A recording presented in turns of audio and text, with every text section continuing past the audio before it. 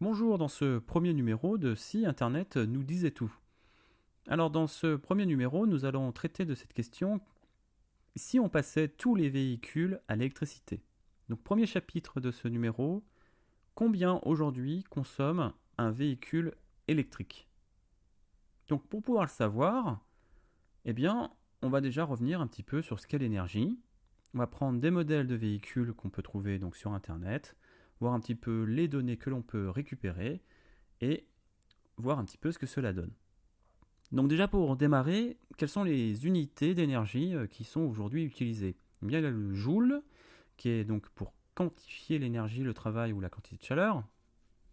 Et puis il y a d'autres unités, comme la calorie, le kilowattheure, le watt, le kilogramme-mètre. Et ce qui est intéressant, c'est qu'on peut passer d'une unité à l'autre.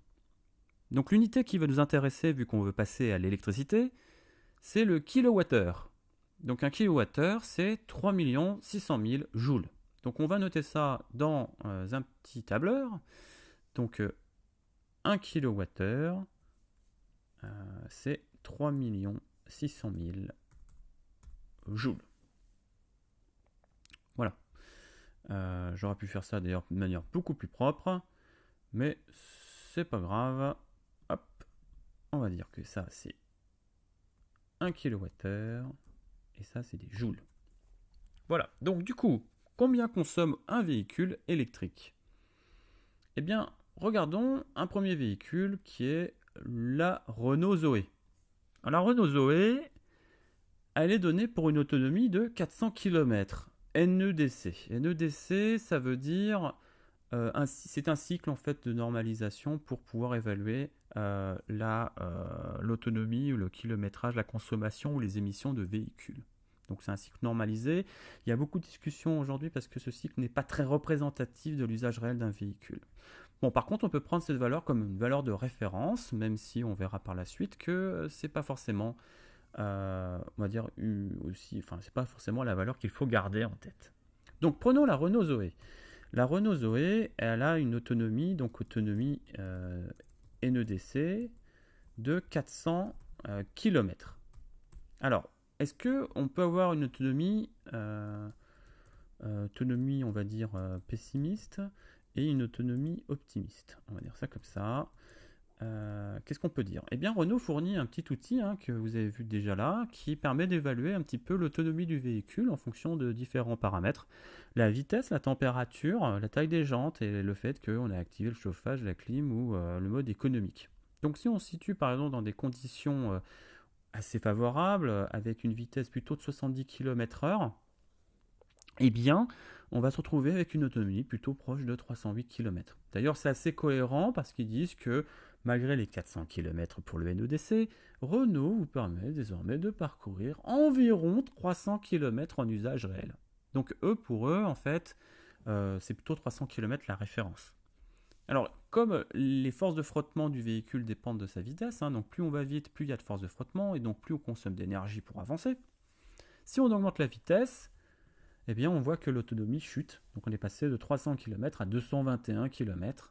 Et si on est sur autoroute à 130 km/h, on ne pourra parcourir que 155 km. C'est-à-dire le temps à peine de faire 1 heure sur l'autoroute qu'il faut aller chercher une prise de courant.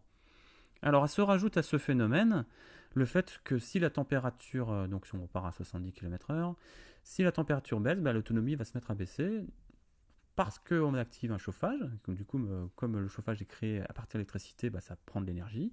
Et puis aussi par le fait que plus la température est basse, et moins l'énergie est disponible depuis la batterie, et donc du coup l'autonomie baisse. Voilà.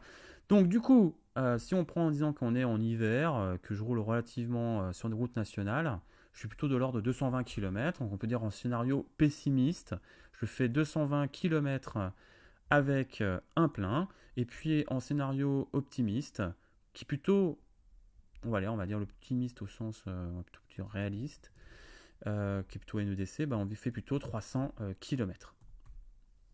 Voilà. Donc la capacité batterie,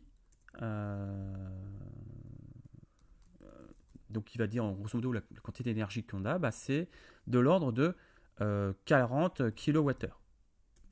Donc ça c'est la capacité de la batterie de la Renault Zoé. Donc du coup, on peut faire une conso de kilowattheure pour 100 km. Donc ça, il suffit simplement de faire la conversion. J'ai 40 kWh pour 400 km. Donc du coup, pour 100 km, bah, c'est ça que je multiplie par 100, que je divise par les 400, et j'obtiens 10 kWh. Oh, c'est beau. Et du coup, hop. Ah oui, c'est normal, parce que la formule, elle n'a pas suivi. Donc du coup, hop. B9. Alors B9, non, B8 sur mes 6. Et là c'est pareil, B8. Voilà, donc on obtient en fait une consommation qui est aussi entre 10 et 18 kWh au 100 km pour la Renault Zoé. Donc ça donne une quantité d'énergie qui vaut ce que ça vaut. Alors pour pouvoir comparer ça, on peut comparer à un autre type de véhicule électrique qui est tendance. On va comparer à un Tesla modèle S. Donc le Tesla Model S, donc Tesla, gros véhicule, j'ai plein d'informations. J'ai à peu près d'ailleurs le même type de simulateur qui existe, assez drôle, où je peux faire varier la vitesse et la température extérieure pour voir un petit peu quelle est l'autonomie. Donc du coup, si je passe à 70 km/h, à 25 degrés, alors à 20 degrés, là on obtient des autonomies assez monstrueuses, selon eux, 849 km. Donc c'est quand même monstrueux, quoi. Donc du coup, on va dire que pareil, l'autonomie NEDC, alors on l'a pas directement sur le site Tesla, ou alors il faut le chercher. Moi je l'ai retrouvé sur Wikipédia. Elle est là, elle fait 632 km. Donc voilà, donc 632 km. Hop. Donc l'autonomie réaliste, on va dire pareil que en fait il fait plutôt il fait plutôt froid. Donc on est toujours sur un truc plutôt optimiste, hein, et le chiffre est très voilà. Donc on va plutôt activer le chauffage, hein, parce que ce serait un peu plus réaliste. Donc voilà, euh, voilà. Donc, avec la clim déjà ça prend un petit coup. Voilà, donc on va dire qu'on est plutôt de l'ordre ouais, entre un peu moins de 600 km, quoi, d'à peu près. Ouais, donc on va dire 580 km en réaliste. Donc de la même façon, en fait, la capacité, en fait, donc réaliste, 530, voilà. Donc la capacité de la batterie était de l'ordre de ce que j'ai vu sur Wikipédia, c'est quasiment 100 kWh, hein, c'est 98 de mémoire de kWh. Donc ça c'est des kilomètres. Donc du coup, si on fait pareil la consommation, la consommation, je me suis planté évidemment. Donc qu'est-ce que je voulais faire moi? La consommation, donc kilowattheure au 100 km, donc j'ai 98 kWh pour 632, j'en veux pour 100. Donc du coup, c'est 100 que je multiplie par 98 kWh que je divise par le nombre de kilomètres. Ça me donne 15,5. Donc hop, le B13, voilà. Donc ce que l'on voit, c'est quoi? C'est qu'en NEDC, en fait, on voit que la Tesla est un véhicule qui consomme plus d'énergie, hein, quasiment 50% de plus que la Zoé. Quand on est en réaliste, qu'il faudra regarder un petit peu ce que ça veut dire, on est pareil sur une consommation qui est bien supérieure sur la Tesla. Donc du coup, c'est pas parce qu'on utilise un véhicule électrique que ça va changer le fait que plus le véhicule est gros et lourd, plus il consommera d'énergie. Alors ce qui est intéressant sur Internet, c'est qu'on peut vérifier ça avec, avec du coup avec un site qui s'appelle Sprit Monitor, qui est un site communautaire où les gens vont rentrer en fait leur kilométrage et leur consommation. Donc là, j'ai simplement sorti les statistiques les plus détaillées pour des utilisateurs qui ont des Tesla Model S. Donc eux ici, on voit quoi? On voit que là, on a combien de pleins? Là, on a 846 pleins. Donc ça a aussi combien? Ça 18, 21, 24, 23, 21, 22, 24. Donc on est plutôt de l'ordre de la vingtaine de kilowattheures par rapport à l'usage qu'il en est réellement réalisé, hein. Donc On est plutôt sur 20 kWh par rapport à Sprint Monitor, hein. Donc c'est 1 kWh pour 100 km. Hein, pour 100 km. Et si on regarde pour la Renault Zoé, donc on peut faire le même exercice. On prend la Renault. La voilà. Hop, on prend le modèle, la Zoé. Hop. Est-ce qu'on a des données? 15, 14, 18, 19, 15, 18, 15, 15. Ouais, on est plutôt de l'ordre de 16, 17, quoi.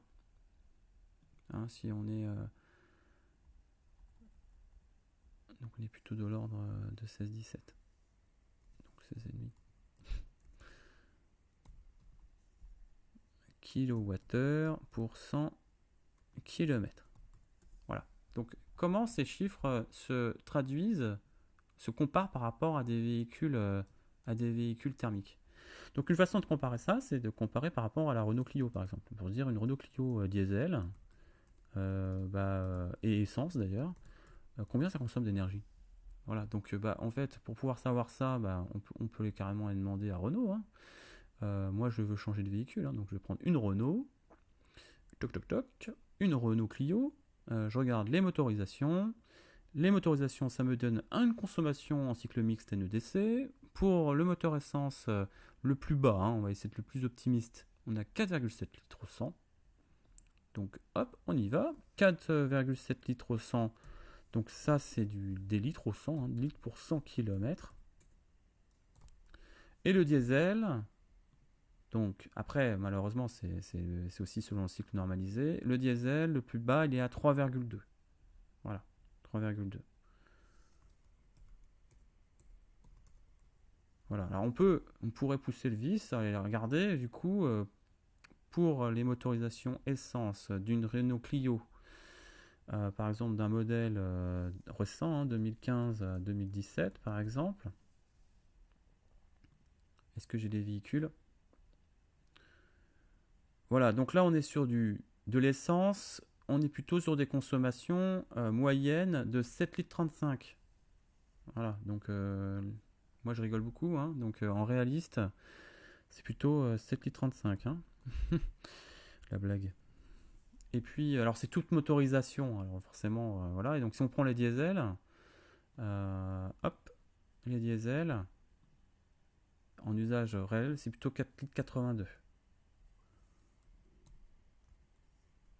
Donc ça, c'est pareil. Voilà. Donc du coup, comment je convertis ces unités de diesel et d'essence en kilowattheure? Alors pour pouvoir faire ça, il faut comprendre quel est le pouvoir calorifique de l'essence et du diesel. C'est-à-dire quelle quantité d'énergie est disponible quand j'ai 1 litre de diesel ou d'essence. Et on apprend quoi? On apprend que pour l'essence, en fait, on a 35 475 kJ par litre d'essence. Donc énergie de l'essence, donc énergie par litre.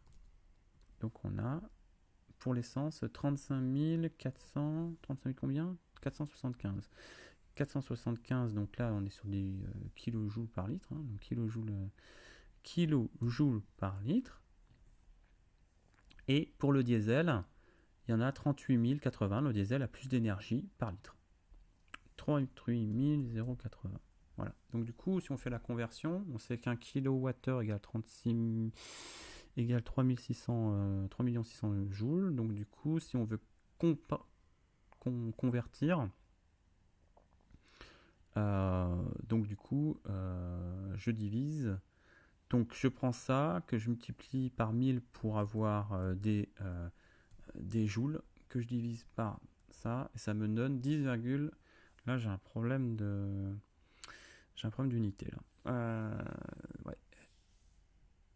Ça me donne 10,55. Non, c'est pas bon du tout. C'est pas bon, mais alors c'est pas bon du tout. Donc on va corriger. Donc c'est pas bon du tout. Donc, hop. Donc j'ai 3100 qui donne 1 kWh. Là j'ai 38 080 kJ par litre. C'est ça? Bah oui, j'avais raison en fait. Ça donne donc du coup on a la quantité d'énergie par litres d'essence, ce qui fait que pour la conso véhicule, donc j'obtiens ça que je multiplie. On va prendre la valeur NEDC pour comparer. Ça fait 33,84. C'est normal parce qu'il est stupide. Hop.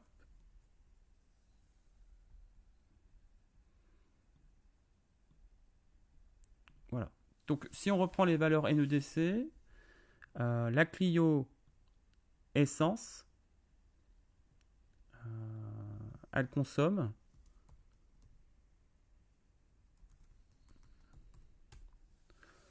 33, donc elle consomme 46,31 kWh pour 100 km et le véhicule diesel consomme 33,84 kWh pour 100 km.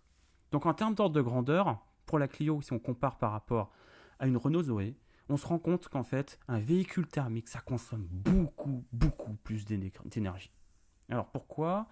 En fait, ça s'exprime tout simplement parce que le moteur à explosion a un rendement qui est pourri. Aujourd'hui, on voit sur YouTube, enfin sur Wikipédia, que le rendement des moteurs à explosion à essence est de l'ordre de 36% et 42% pour un moteur diesel. Ce qui veut dire que quand on fait le plein avec du liquide, de l'essence ou du diesel, on va réellement utiliser avec le moteur que 36 à 42% de l'énergie qui est présente dans le liquide. Donc du coup, alors après derrière, donc le reste c'est dégagé en chaleur, en énergie non utilisée pour le travail, pour faire déplacer le véhicule. S'ajoute à cela en fait aussi le fait que dans le véhicule, il y a des équipements en plus qui vont prendre de l'énergie, enfin bref, la clim, tout ça, ce qui est valable aussi d'ailleurs côté électrique. Toujours est-il, c'est ce qui explique pourquoi en fait, si on regarde les valeurs théoriques, une Renault Clio essence consomme beaucoup plus d'électricité qu'une Renault Zoé. Alors là où le bas blesse, c'est qu'aujourd'hui on n'en a pas l'impression, parce que quand on fait le plein, on a l'impression de faire le plein rapidement, puisqu'on met du liquide dedans, et puis aussi parce que du coup on ne sait pas qu'il y a autant d'énergie dans le pétrole, dans l'essence et le diesel. Et donc du coup on peut se permettre d'avoir des véhicules qui sont pourris en termes d'efficacité énergétique. Inversement, pour le véhicule électrique, on a des moteurs qui sont déjà beaucoup plus proches d'une grande efficacité. On sait, donc quand on regarde par exemple, que un moteur électrique, le rendement est proche de 80%. Donc presque 4 fois celui d'un moteur thermique. Parce qu'en fait, ils considèrent que théoriquement, le moteur thermique, il a un rendement de 36%, mais le passage aux roues, pour eux, ça considère que c'est 20%. Donc il y a beaucoup de déperdition, des forces de frottement dans le moteur, des équipements qui vont faire diminuer le rendement, qui vont prendre de l'énergie, les problématiques par exemple de boîte auto qui prend aussi du rendement mécanique. Enfin, il y a pas mal de choses qui se rajoutent. Et donc du coup, on se retrouve avec cette hypothèse de travail qui consiste à dire que en fait, un véhicule électrique il a un bien meilleur rendement, mais les batteries font qu'on ne peut pas stocker beaucoup d'énergie. Ou alors que si on veut stocker de l'énergie, ça va prendre beaucoup d'espace ou de poids. Là encore, ce qui est intéressant, c'est que les batteries aujourd'hui, elles sont capables de stocker environ 150 Wh par kilo, soit 4 fois moins que les hydrocarbures. Donc ça veut dire que si on veut faire 1000 km, il faudrait 1 tonne de batterie dans la voiture, alors qu'aujourd'hui il faut 50 kg de gazole. Voilà. Donc l'équation à résoudre pour les véhicules électriques, c'est que si je veux avoir l'autonomie, il faut que j'augmente la capacité en batterie de mon véhicule, donc du coup ça augmente son poids, puisque la batterie elle pèse lourd. Mais si ça augmente son poids, j'augmente ma consommation quand même d'énergie parce que mon véhicule est plus gros et plus lourd. Inversement, si je ne mets pas beaucoup de batterie dans le véhicule, je vais certes consommer un peu moins, mais je n'irai pas très loin. Donc il y a un curseur à placer, sachant qu'aujourd'hui, les problématiques de charge de grosses batteries, c'est tout un problème ouvert. Charger une batterie de 100 kWh, ça pose question. Surtout si je veux la charger rapidement, en moins de 20 minutes. Il faut des très grandes intensités, très grande puissance de charge pour remplir ces batteries rapidement. Et donc du coup, ça crée des problèmes côté réseau de distribution d'énergie pour qu'il fait des appels monstrueux par rapport à à la charge d'une batterie. Alors imaginez qu'on passe l'ensemble du parc électrique, du parc des véhicules en électricité, on va avoir un problème majeur de charge. Mais ça, c'est ce que je propose de regarder dans le second chapitre de cet épisode, si on passait tous les véhicules à l'électricité. À très bientôt!